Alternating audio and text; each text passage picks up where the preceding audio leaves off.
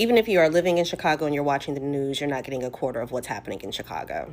ICE and a number of other federal agencies were very, very busy yesterday. Starting with the middle of the night terror campaign, starting with using chainsaws to break through the gates of an apartment complex, bust down people's doors, and zip tie anybody and everybody while asking questions later. Another Black woman who was interviewed on the news talked about how traumatic it was having a gun shoved in her face at 1 o'clock in the morning.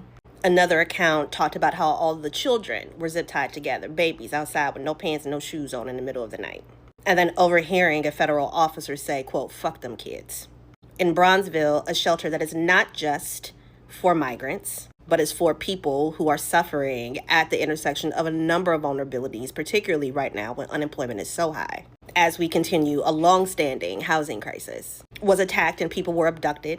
Community defense folks, protesters, folks who are intervening in the violence are being brutalized by the state.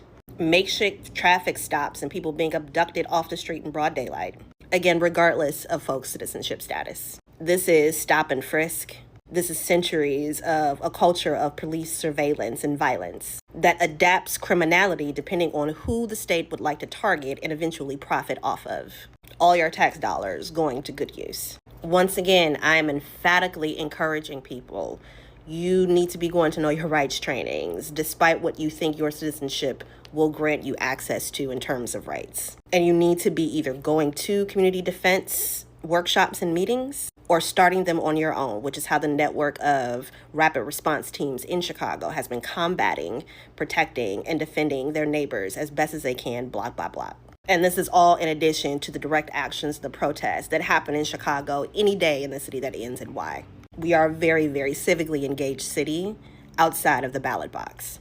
If you are in Chicago and you live on the north side, there is a community defense workshop happening at Mathers High School, 11 a.m. to 2 p.m. I'll tag a video below that has more information about that. If you are not on the north side, find local organizations that are doing this kind of work. You can start with immigration rights groups and figure out when you can attend defense workshops and know your rights trainings. And stay tapped in with your community, with your neighbors. So many of these rapid response groups, the network has grown because people have taken it upon themselves to host these kinds of gatherings and educational meetings in their backyards, in their living rooms.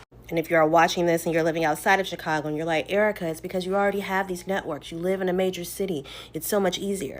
There's a worksheet at the place on my page where you click to get other information outside of this app, a practice that I highly encourage, that has a set of guiding questions and suggestions for what it looks like to actually implement defensive and protective measures against this kind of military intervention.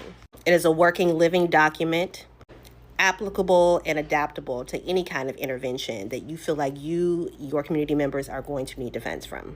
People talk about all the time how, Chicago is being targeted because it has Black and brown leadership and it has Black and brown demographics.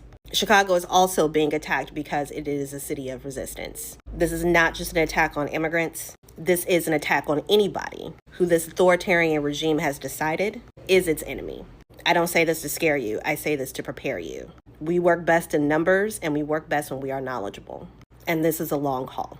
You'll notice in that worksheet as well, there are also other initiatives that people are supporting, such as mutual aid. Please get tapped in and do what you can. Because the best way is to stave off the kind of terror that this administration is trying to inflict on all of us. Gathering together keeps us consistent, keeps us steadfast, and it keeps us powerful.